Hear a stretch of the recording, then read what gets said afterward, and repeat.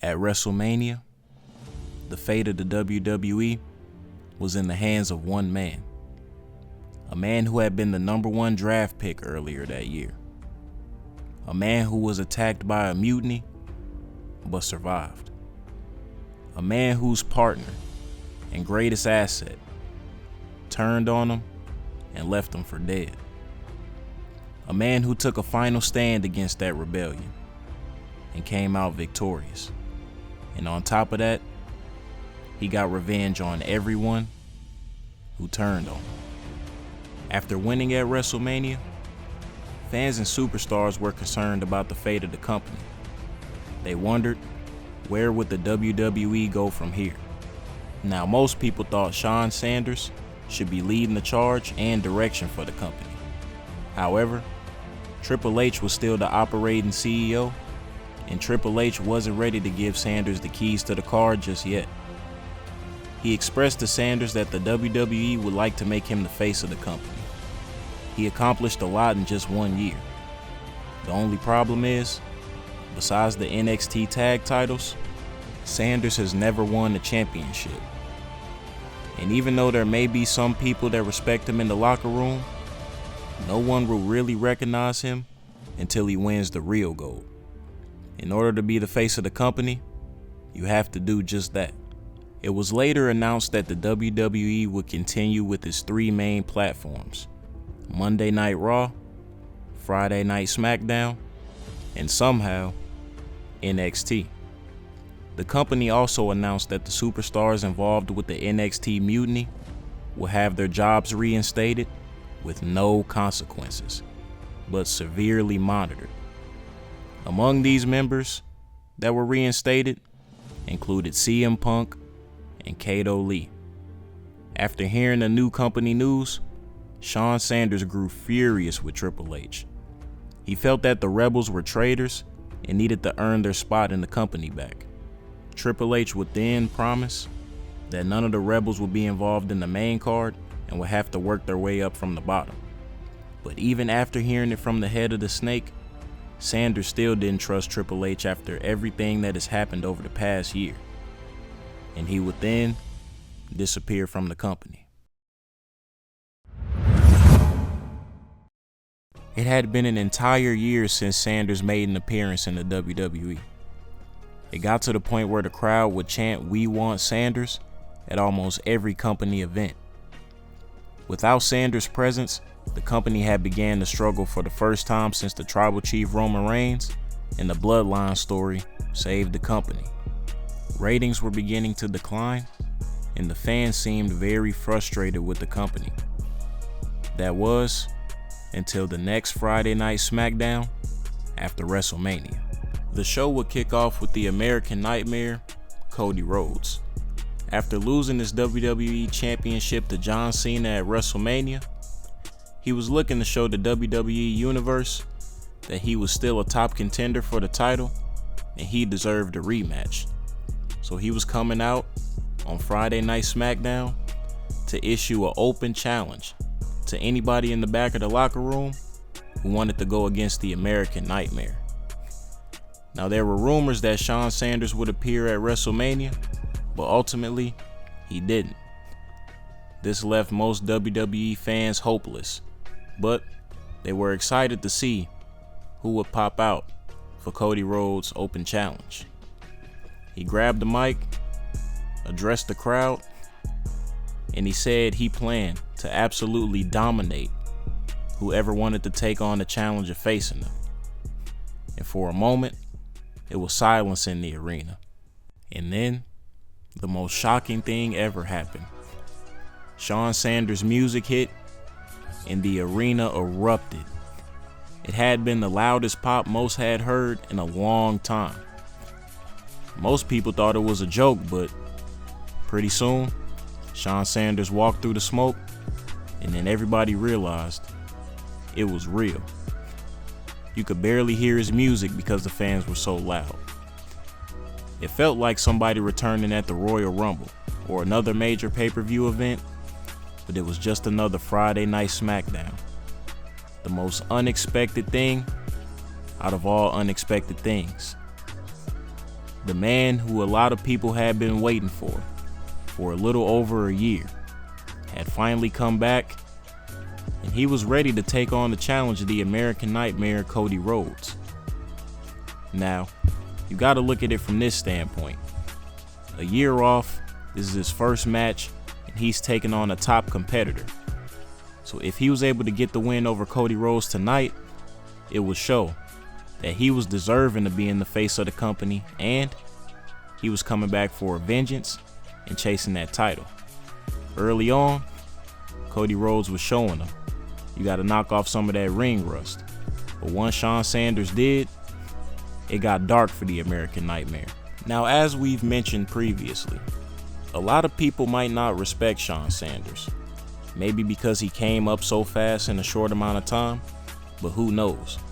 But one thing that is undeniable, one thing that everybody in the locker room and everybody watching cannot ignore, is his in-ring talent.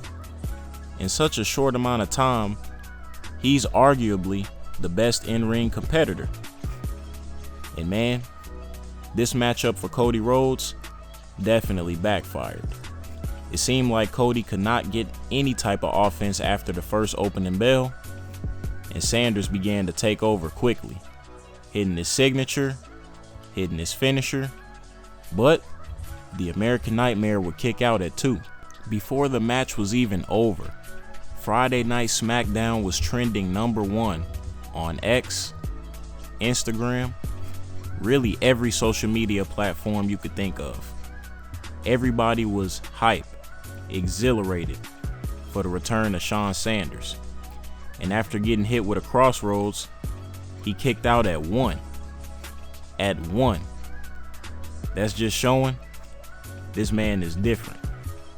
And the fans were so loud, man, you would think it was a WrestleMania match. And before you know it, Shawn Sanders will get the pinfall victory over Cody Rhodes. It was a complete shift in the company. The fans had seemed super engaged, and they were actually happy to be in the crowd for the first time in a while. And the man who had saved the WWE originally might have just saved it again, but in a different way.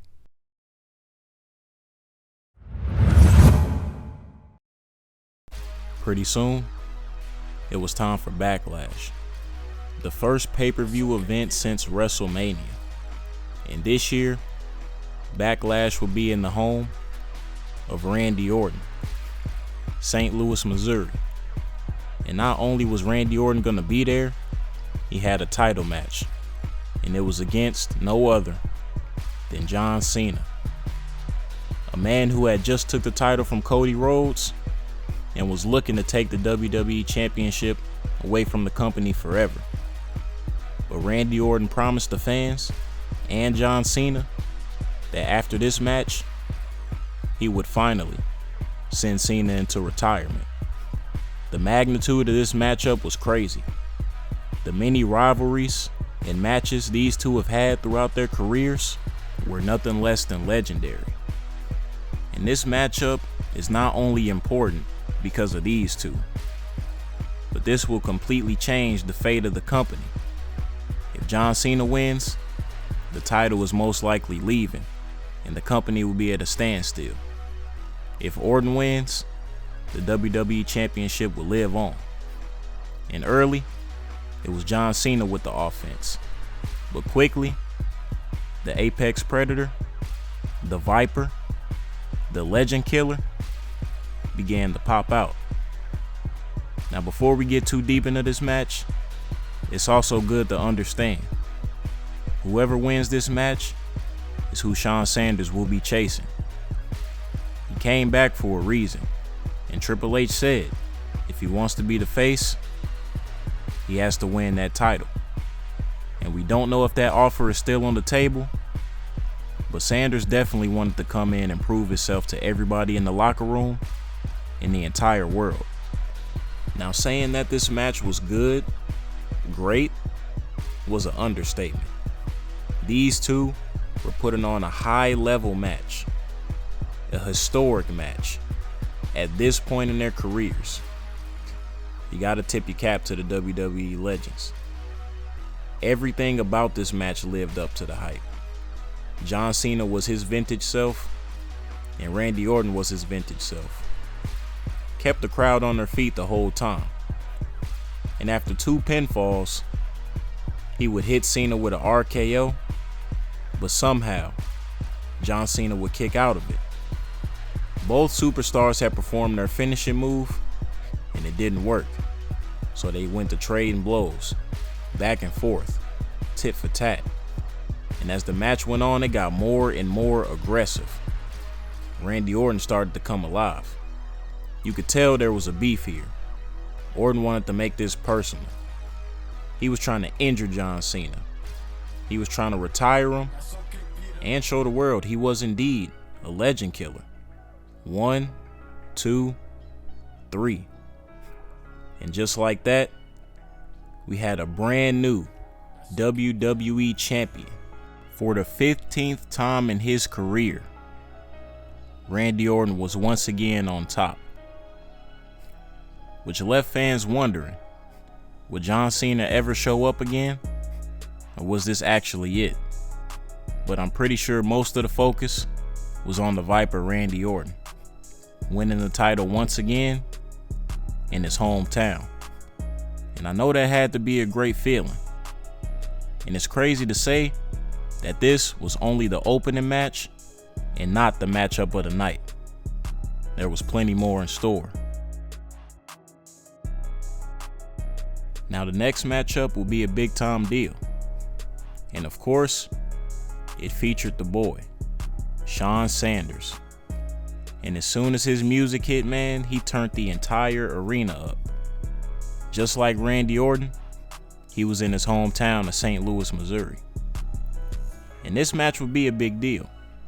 It wasn't a title matchup, but it would be one against the American Nightmare Cody Rhodes. And after losing on Friday Night SmackDown, I can't fake it. His pride was hurt. He wanted to come into this matchup and prove that it was a fluke, and he was not gonna lose to somebody who had only had a year and some change in the company. And on the other end, for Shawn Sanders, he wanted to once again prove that he was the top dog and nobody in the company could beat him. Couldn't even touch him. And man, talk about an action-packed match. These two were trying to beat the sleeves off of each other, beat the hell out of each other. Man, you would think them boys actually hated each other. Now from the outside looking in the beginning of this match, you could say it was pretty even. Cody Rhodes was doing a lot of good things offensively, and so was Shawn Sanders. But late in the match, I don't know, man, it just seemed like Shawn flipped a switch. And after he flipped that switch, it was nothing Cody could do. He flipped that switch, and he was turning the American Nightmare lights off. But you gotta tip your cap to Cody Rhodes. He showed a lot of heart in this match. And some of the moves Shawn Sanders was doing just showed and proved that he's an amazing athlete and an amazing competitor. I mean, he was getting airborne, showing off his grappling skills, his striking skills, and then he hit Cody Rhodes with multiple finishers. And he didn't even go for a pinfall after hitting the finisher the first time. It seemed like he was looking to punish Cody Rhodes. He wanted to make sure he was down and out. And after hitting 2 finishers and a pinfall, Cody Rhodes was still alive. And if you saw his matchup with Roman at WrestleMania 40, you know he got heart. But eventually, he would soon realize that Shawn Sanders is just a different breed. After a spinning roundhouse kick, Cody was busted open on the forehead, and the pinfall was successful this time. Shawn Sanders had once again got the W over Cody Rhodes. And then it was time for the next matchup, and it would feature Kato Lee, the woman who turned her back on Shawn Sanders. And she would come out to a mixed ovation, some cheers and some boos, but over the past year, she's put in a lot of work. And at Backlash, she would have an opportunity to go against Charlotte Flair for the women's championship. And if you remember correctly, Charlotte Flair was one of the people that was on Team WWE and helped take down NXT Mutiny. So there was some history behind this matchup. This was the first time these two had been in the ring with each other since that time. And Charlotte was on an incredible title run, but Kato Lee was looking to come and end that title run. And I know a lot of people were wondering if Shawn Sanders was watching this matchup and who he was rooting for. But man, we don't even need to get into all that drama, because this match was way more important. And I believe everybody in the arena and everybody watching at home can easily say this was the best matchup of the night. Charlotte Flair and Kato Lee put on a match of the year candidate. I'm telling you. And this is on a card where you have John Cena versus Randy Orton and Shawn Sanders versus Cody Rhodes. But these two women were showing why they were some of the best in the game, if not the best in the game. Back and forth, going at each other. And after Kato Lee hit her finisher, we thought everything was over, but Charlotte Flair got a rope break and showed a lot of heart. A match that should have been over wasn't. And then it continued. It went to the outside of the ring, and it got more and more physical. And honestly, this was one of the best Backlash pay-per-views that we had seen in a long time. Every single superstar at this event was making sure that they were putting on a show. Kato Lee was getting airborne, obstacles was getting broken, and she hit 2 back-to-back standing moonsaults on Charlotte Flair. Most people couldn't believe that she was still in the match, but yet again, after another pinfall, Charlotte Flair would show exactly why she is the champion, and Kato Lee began to get frustrated. Man, she hit her with so many haymakers you would think she was a boxer, and then yet again hit another moonsault. One of the most talented female superstars that we have in the WWE today. Flying all around. Hit Charlotte Flair with another finisher off the top rope, and she kicked out yet again, and Kato Lee could not believe it. This was definitely a match where Kato Lee showed that she was dominant, and the WWE universe was loving it. I mean, she had did what she did in the past, but you can't deny her in-ring ability. And Charlotte Flair, we don't got to say too much about her. She's a legend already. Really just stacking up her legacy at this point. And man, they were trading blows, showing off great striking ability, grappling ability, aerial ability. Everything about this match was top tier. I would give it a 12 out of 10. And man, oh man, Kato Lee hit another springboard off of the ropes, but Charlotte Flair was lucky enough to get another rope break. And after being dominated for damn near the entire match, she hit the natural selection on Kato Lee. And then after that, it was time for the pinfall. 1, 2, but Kato Lee would show heart and kick out of Charlotte Flair's finishing move. And after going for a frog splash off the top rope, she almost got some of her teeth kicked out. And then once again, she would go for the pinfall victory, but Kato Lee would once again kick out at 2. And to say this match was cooking was an understatement. These women were going crazy. And then Charlotte Flair hit the signature submission move on Kato Lee, but she was able to get out of it. Dazed and confused, Charlotte Flair went to the top rope and hit her with a jackhammer.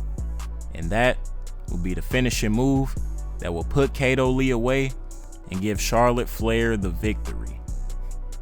And even though Charlotte got the win, it's safe to say that Kato Lee is easily one of the best wrestlers in the WWE. These women cooked and definitely put on for women's wrestling.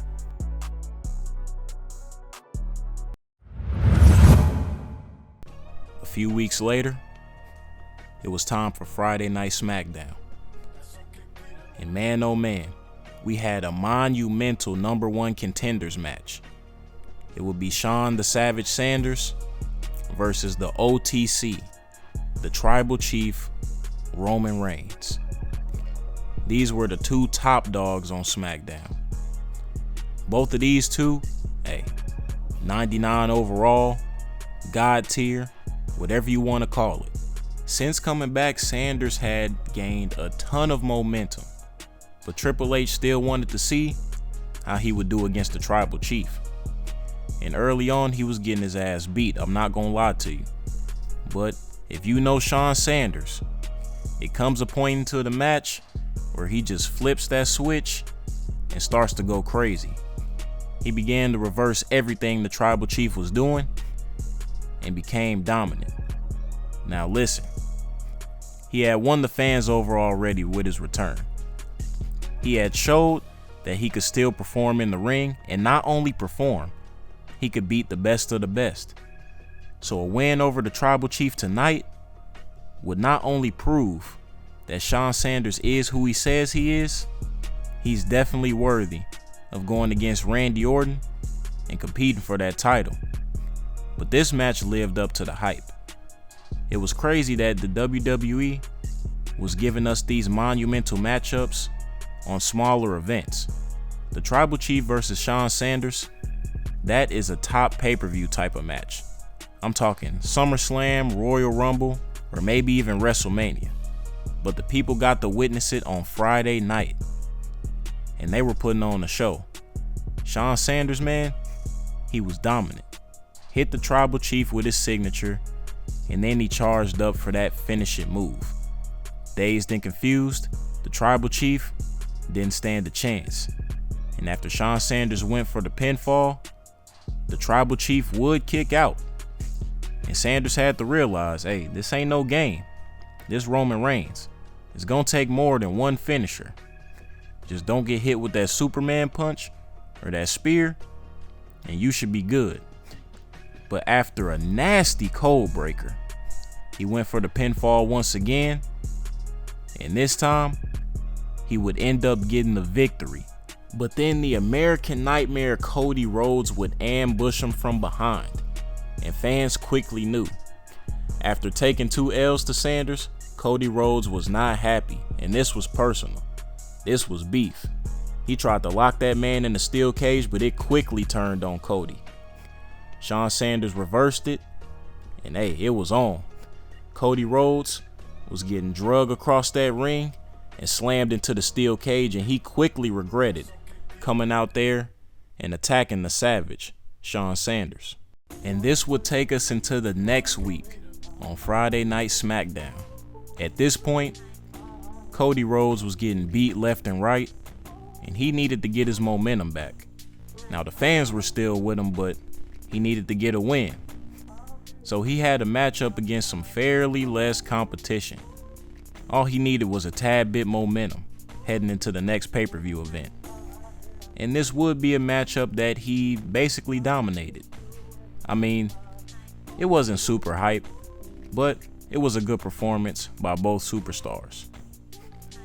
And man, the fans were entertained. They were into it. WWE was at a high, a place where it hadn't been in a long time. And a lot of this was due to the Shawn Sanders return, and also up-and-coming stars like Kato Lee, and the OGs that stuck with WWE all the way through. Now I must admit, at the start of this match, it didn't seem too thrilling at all. It just seemed like Cody Rhodes was gonna waltz in here and easily get the W. But boy, was everybody wrong. Pretty soon things started to pick up. It wasn't just complete dominance. And this was a trend in the WWE now. A lot of these matches were highly entertaining and even. And that's what the fans wanted. They didn't want to know who was going to win. They didn't want it to be predictable. And at this point, no match was. The only one that was kind of predictable was whoever went against Shawn Sanders. I mean, if you bet against him, it's almost like betting against Tom Brady, betting against Michael Jordan. You're going to lose that battle. And then they were trading blow for blow, hit for hit, punch for punch. It was looking like a heavyweight fight in there. But let's not forget, this matchup was a must-win for Cody Rhodes. If he lost this one, he would drop down to 0-4. But quickly he turned the tables and hit the crossroads. And after that, you could pretty much wrap this thing up. It was over. And Cody had finally got another win. But you know what they say, man. Karma and life come at you fast. And after he won, he would then get attacked by Shawn Sanders. Shades of last week. And Cody had got a taste of his own medicine, and Shawn came out there super aggressive. This was personal. Shortly after, it was time for the next pay-per-view event, Clash at the Castle, where Kato Lee would defeat Charlotte Flair and became champion. And it's crazy to think that she became a champion before Shawn Sanders, and he's the one that helped her get into the company, but that's neither here nor there. Shawn had business to handle.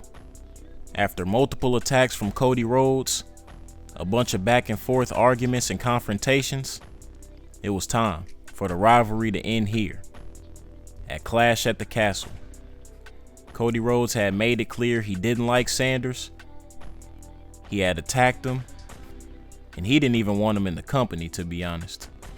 But at the start of the match, Shawn Sanders came out of nowhere. Man, he punched Cody so hard he could have went into a coma for 6 weeks.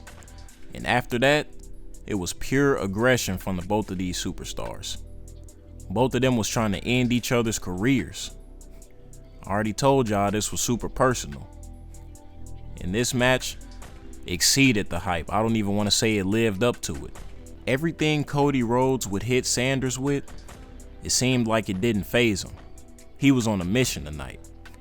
Normally, he's always on a mission, but this felt different. It felt like he was trying to shut Cody Rhodes up once and for all. But y'all know, it's the American Nightmare. He got hard. He ain't going down easy. Plus, he needed this win for another confidence boost. But man, Sanders would bounce back up from everything that he threw at him. And honestly, we hadn't seen Shawn this aggressive since he went against Kato Lee at WrestleMania. Now, if you saw that match, you know. It was brutal. It was a nightmare for Kato. Everything was on the line, and Shawn came to perform. Man, he almost sent her into early retirement, but luckily, she was able to bounce back from it. And there was a rumor going around the company that she would watch all of Sanders' matchups. And we can almost guarantee that he wasn't watching hers, but she was definitely staying in tune. She was definitely keeping an eye on him. But we still got to focus on the match we got going on right here. When Sanders cleared off the table, a lot of people in the arena knew what that meant. Anytime he clears off that table, there's a 9 out of 10% chance that you going through it. And he threw Cody up there, and it would then be the beginning of the end. He hit a moonsault off of the top rope and onto the table. The last time he did that against Kato Lee at WrestleMania, it left her with some bruised, severely bruised ribs. It took her a long time to recover from that.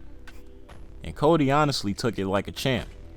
Shortly after that, Sanders would hit Cody with a modified version of the Crossroads. And it left the crowd in absolute shock. And after that, he went for the pinfall and put Rhodes away.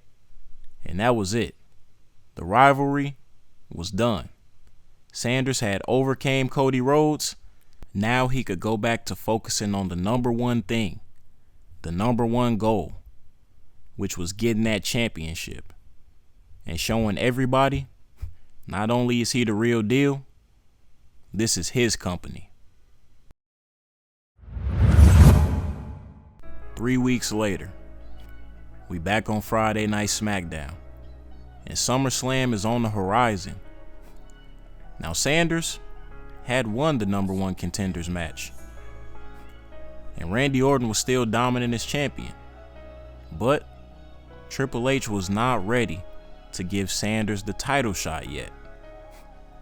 This man had to go through multiple obstacles just to get what he wanted.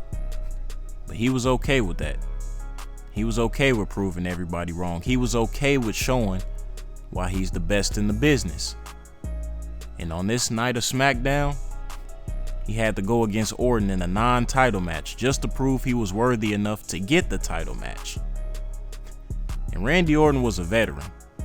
And these two were from the same state, same city. So there was a lot of love here, but in that ring, you can't show no love. And he's going against a man who has ended a lot of careers. They literally call him the Legend Killer. And Shawn is a legend in the making. So what do you think Orton is going to try to do to Sanders? He has to come in here on his A game, and that's exactly what he did. He was obviously faster, not stronger, but maybe a little more physical than Orton in this matchup. And that's insane to say, because Randy Orton is one of the most physical superstars in the company. But everything he was doing, Sanders was matching the intensity. Man, he hit him with spears, heavy strikes. He even took him to the top rope and did a crazy off the turnbuckle suplex that would leave Orton in a lot of pain. And it seemed like from that moment on, he just had a lot of control. He even hit a crazy pop-up suplex powerbomb, whatever you want to call that. It was a magnificent move, and he hit it on Orton with ease. And shortly after, busted the forehead open and Randy was bleeding. And that would lead us into him hitting his finisher and going for the pinfall. 1, 2, kick out. It's a veteran, man. He's the current reigning and defending WWE champion. You are not gonna get rid of Randy that easy. And a lot of people thought, since his career was coming to an end, Father Time was gonna catch up to Orton, but from the looks of it, in this match, he can still go. He can still compete with the best of them. I mean, isn't that why he got the championship? Come on now. But I mentioned earlier this matchup was physical. There was blood shed. I'm pretty sure some bones have been sprained. And some pride has been hurt. But at the end of the day, this is what we come to see as WWE fans. This is what you pay a ticket for. This is what you sit in the crowd for. This is what you buy merch for. This is what you tune in to every event for. To see matches like this. And the build-up is going to be insane because this is leading us into SummerSlam. But Sanders just needs to win. He needs to show people that he can do it. He hasn't taken a loss since he got back, and I'm pretty sure he's not looking to. Hit Randy Orton with a mean code breaker, but he didn't go for the pinfall. He went to the top rope and hit one of his deadly finishers off of the turnbuckle. And he went for the pinfall again and got the victory over the champion, Randy Orton. It was then time. SummerSlam was here, and Shawn Sanders finally got the opportunity to compete for the WWE Championship against Randy Orton. However, there will be some stipulations in this match to try to stunt Sanders winning the championship. And the mastermind behind it was Triple H. There will be a special guest referee in this match, and it will be no other than the American Nightmare Cody Rhodes, a person who Sanders had had a previous rivalry with that lasted months. And the match was going to be in his control. And then Sanders' music hit. The arena erupted like it usually does. And you see, the thing about Sanders, this matchup, he was in his final form. Most superstars got their different unstoppable characters. It's like Undertaker with the streak. It's like the final boss Rock. It's like Super Cena. But this one, we call Final Form Sanders. He came out in the Final Form robe and with the gear to match. It's similar to the gear he wore the last time he was at WrestleMania. And when he puts that gear on, he's aggressive, he means business, and up until this moment, he's never lost. But Cody Rhodes would not be the only stipulation of this match that would try to halt Sanders from reaching the ultimate glory and getting that championship. It was time for Randy Orton to come out. And he came out with a manager that Sanders was familiar with, and nobody expected it. Randy Orton was accompanied by the voice of the voiceless, CM Punk. And you know Randy Orton, he has those voices in his head. He likes to play a lot of mind games. And this was meant to drive Shawn Sanders off of his game. He had a rival as the special guest referee, and he had another rival in his opponent's corner. Couldn't believe it.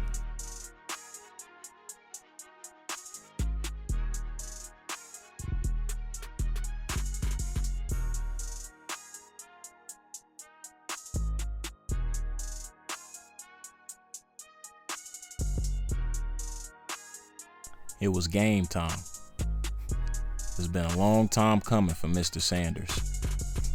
For Randy Orton, it's just another day at the office. But everything Shawn went through to get to this moment was absolutely worth it. He was ready to go. He was locked in. He knew what he was getting himself into. He knew what type of opponent he was facing. He had put in the work all this time. Now, it was just time to show the world, overcome the stipulations, trust your work, and beat the odds. And as Cody Rhodes showed him the title and hoisted it up in the air, it was time for that bell to ring. And once the bell rung, Shawn Sanders went straight to attack mode, hitting Orton with a spear straight out the gate. There were so many different chants in the crowd. On one hand, you had people cheering, "Let's go Randy." And on the other hand, you had people cheering, "Let's go Sanders." And not a lot of people know, but Kato Lee was front and center in the back, watching this match closely. And pretty much the whole locker room was. They knew exactly who Shawn Sanders was and what he had been fighting for. So this was a can't miss matchup. And let me tell you, he came in here focused, fully focused on a mission. He wasn't giving Orton any breathing room. And early in the matchup, he had the momentum going. And as a WWE fan, you were at home or in the building and you were watching, but you were torn. In one place you thinking, "Come on Sanders, keep up the momentum, stay on him." And on the other hand, you thinking, "Come on Randy, get up." And as Cody was the referee, counting him out of the ring, many thought, would he keep it fair or would this be rigged? But at the end of the day, we got two legends in the ring, so we just got to focus on what we got. And during the match, Shawn hit CM Punk with a mean stare down. He hadn't forgotten nothing that CM Punk had done in the past, and there was still beef there. But he couldn't get sidetracked by that. He still had to go against the Viper Randy Orton and beat him. And CM Punk was stressed outside of the ring because he already knew what Randy was facing. This is a man who put the company on his back and saved them from Punk and his army. But as the match went on, Sanders was rolling. And at one point, he hit Orton with his signature move, but everybody in the building knew that was not going to be enough. That was just a needle in the haystack. And he followed that up with a cold breaker. Picked Orton up, and then it was time for him to hit his finishing move, but he decided to save it. Went to the top ropes, and then went airborne for a moonsault that would connect with Orton and put him in some pain. And the more the match went on, the more intense it got. And after an insane move, that boy Randy was bleeding. It just got real. The Viper was shedding blood. But Sanders didn't focus on Randy. He went straight to CM Punk, and CM Punk started arguing with him. Tensions was high between the two. But everybody knew CM Punk was just trying to throw Shawn off his game, and Shawn couldn't resist. There was still unfinished business with these two. And meanwhile, Randy was regaining consciousness and tried to sneak attack him, but Shawn was so locked in and alert, he was ready for it. And then he would hit Randy with one of his finishing moves. Everybody in the arena gasped, but then Sanders would hit him with yet another finishing move and went for the pinfall. But Randy Orton would kick out of two of the finishers from Sanders, and he was getting frustrated. And then Randy Orton would be back on the offense. But then Sanders would end up hitting him with a reverse, and he would go back on the offense. Man, this match was an incredible one. Every match that Sanders is in is most likely going to be a 10 out of 10, rhyming accidentally, as he picked Randy up and hit his signature move for the second time in this matchup. Both of these two were taking a lot of punishment, but Sanders just seemed ready, like he had been waiting on this moment all his life. And then he hit his finishing move from the top rope, and then he went for the pinfall. 1, 2, 3.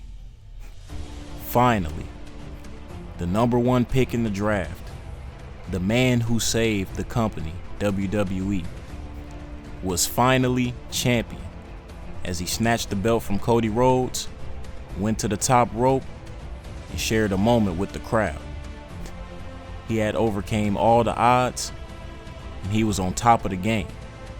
The face of the company, the best of the best. But as you know, this story is definitely not over.